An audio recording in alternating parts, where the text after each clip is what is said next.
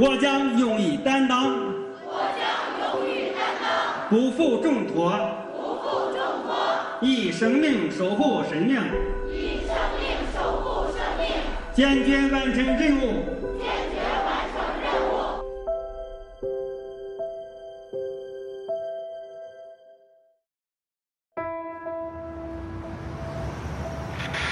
最燃武汉人成就了最燃军运会，顶住下行压力，经济保持平稳较快增长。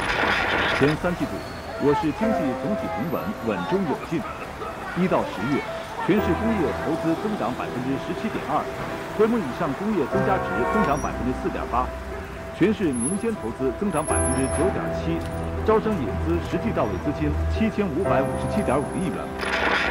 在所有来宾的见证下，孕育着希望的圣诞树被点亮，大家彼此祝福，欢庆这个温情且富有意义的时刻。武汉铁路部门预计，湖北省内宜昌、襄阳、十堰、恩施以及荆州、仙桃等方向中短途客流将大幅增长，动车及高铁票预售将会比较紧俏。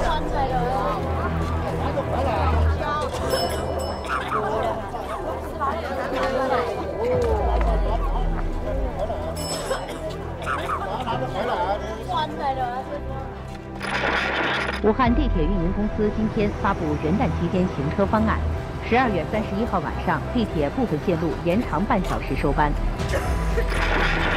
晚上7点到晚上9点为跨年夜活动高峰，部分景点商圈会举办跨年活动。2020年1月1号出行高峰为早上10点。在现场装扮新的巨型圣诞树下，7对情侣自选不同的姿势挨个接吻。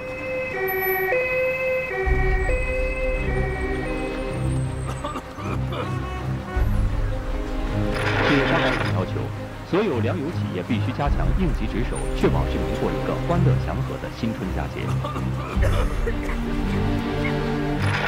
国家卫健委专家组31号上午武汉市卫生健康委员会通报了武汉市肺炎疫情相关情况，目前尚未发现人传人现象。公安机关已传唤8名违法人员，并依法进行了处理。已排除流感、禽流感、腺病毒、非典型肺炎和中东呼吸综合症等呼吸道疾病。措施呢，亦都係初步调查表明，未发现明确的人传武汉进入两会时间，说有14个这个医务人员感染。本次不明原因病毒性肺炎病例的病原体初步判定为新型冠状病毒。新型冠状病毒感染的肺炎病例41例，其中重症7例，死亡1例。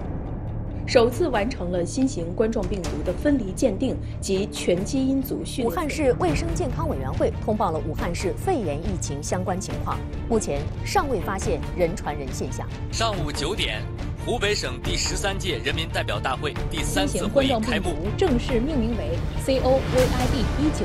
在泰国确诊1名中国旅客感染新型的冠状病毒的报告。疾病的潜伏期最长约为14天。武汉市新增1例新型冠状病毒感染的肺炎死亡病例。浙江的累计报告新型冠状病毒感染的肺炎确诊病例已经有5例。1月19日，国家卫生健康委确认广东省首例输入性新型冠状病毒感染的肺炎确诊病例。在韩国确诊首例的新型冠状病毒的资料表示呢，它是肯定的有人传的。大陆武汉爆发的新型肺炎，台湾出现王广发是国内首位确诊感染新型冠状病毒的专家组成员。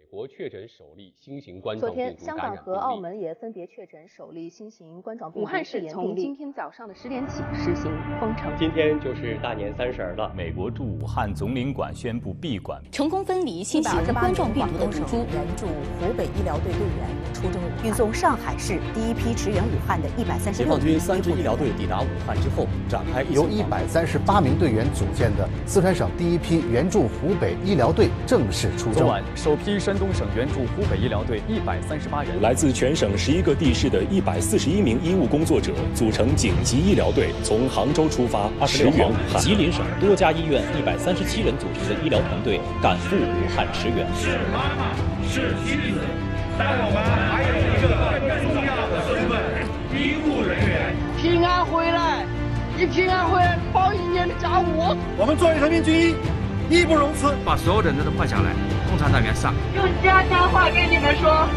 谢谢各位。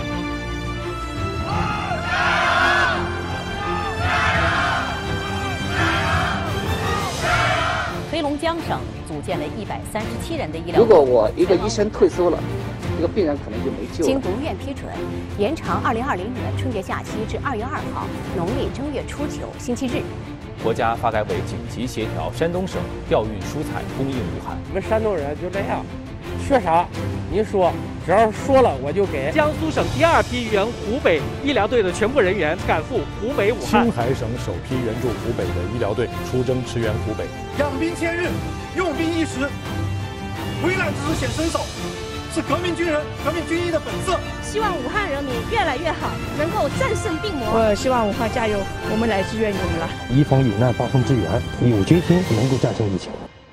今天，西藏自治区卫健委发布消息，西藏确诊首例新型冠状病毒感染的肺炎病例。湖北黄冈市的卫健委主任唐志红已经被免职了。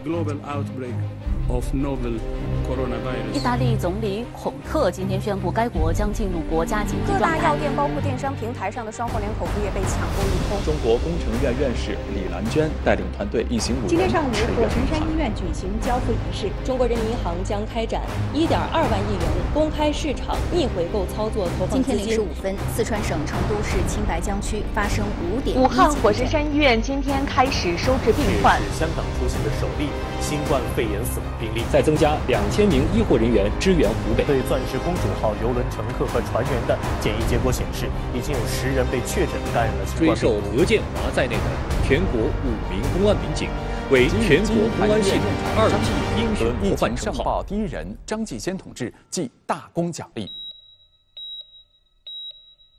武汉中心医院眼科医生李文亮经全力抢救无效，于2020年2月7号凌晨2点58分去世。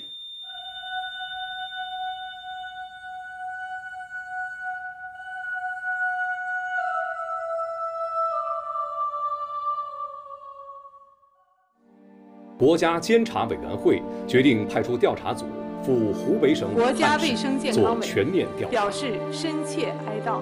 Dr. Li is a hero. This is Chinese doctor.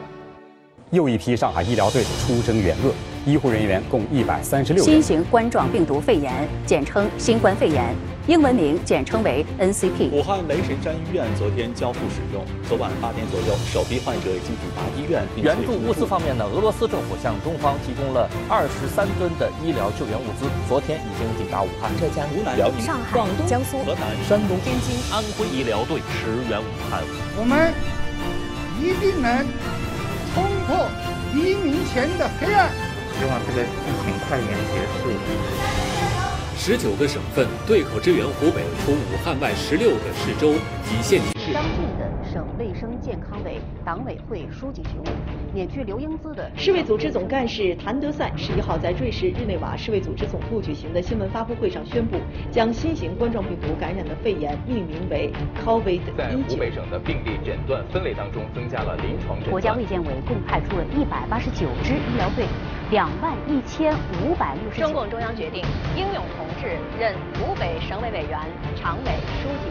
王忠林同志任湖北省委委员、常委和日本一名80多岁的女性感染新型冠状病毒后死亡，已成功制备出用于临床治疗的特米血浆。埃及卫生和人口部当地时间14号晚上发布声明称，该国发现首例新冠肺炎确诊病例。之前在法国确诊的一例新冠肺炎患者于当地时间14号晚去世。台湾首例因为新冠肺炎而死亡，没有全国第旅游史1、第2例和因接触史新冠肺炎逝世患者的遗体解剖工作在武汉金银潭医院完成。昨天晚上，我省第10批支援湖北医疗队在太原五速国际机场集结。全棉鞋社保费和实施企业缓缴住房公积金政策。口罩最近几天的产能呢，一直在100%以上。中国驻日本大使馆经过多方协调，捐赠一批新冠病毒核酸检测试剂盒。伊朗昨天确诊2例，2人均已经死亡。已确诊的病例不允许核检，已经核检的必须全部加回。今天，世卫组织专家组将会前往武汉。立中国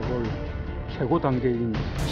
近日，全国多地都对新冠肺炎疫情的应急响应等级进行了调整。表决通过了关于全面禁止非法野生动物交易的决定。文化和旅游部发布了关于中国游客近期谨慎前往美国3月1日至5月底，免征湖北境内小规模纳税人增值税。在武汉的多家医院已经正式开始了中国境外报告的新增病例数量首次超过了中国境内的新增病例数量。全国口罩日产能达到7285万只，医用口罩日产能达到了3212万只。不是废了，它是一个实变的。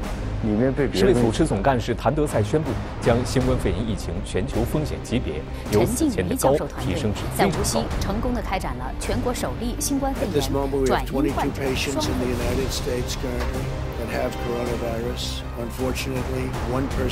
向科学要答案，要方法。黄某因感染新冠肺炎离汉进京事件。From moderate to high for people in the European Union